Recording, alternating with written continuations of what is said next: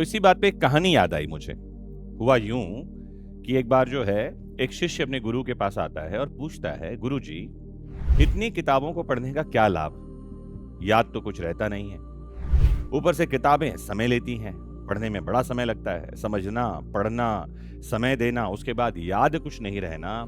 इन किताबों को पढ़ने का क्या लाभ है? ऊपर से किताब खरीदने में पैसे भी लगते हैं, तो पैसा भी गया, समय भी गया और दिमाग में कुछ रहा नहीं, तो क्यों पढ़ना चाहिए किताब?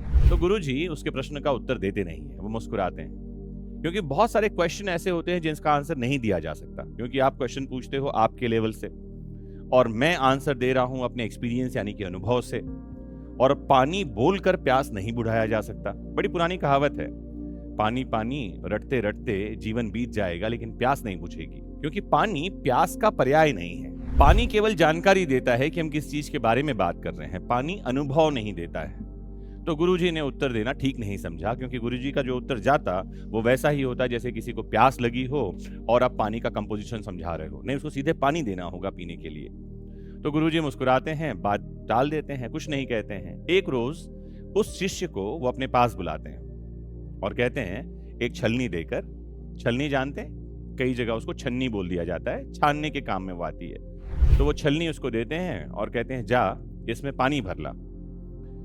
छलनी गंदी सी पुरानी सी होती है और गुरु कहते हैं जाके पानी भर लाओ।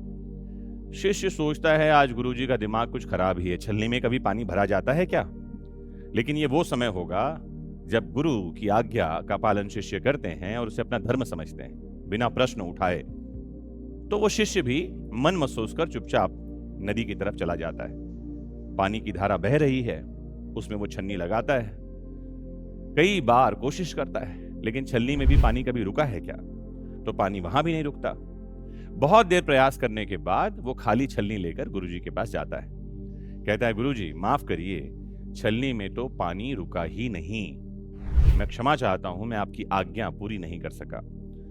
गुरुजी कहते हैं छलनी में पानी रुका नहीं, कोई बात नहीं, लेकिन क्या ये छलनी वही है जो मैंने तुम्हें दी थी? एक बार ध्यान से देखो।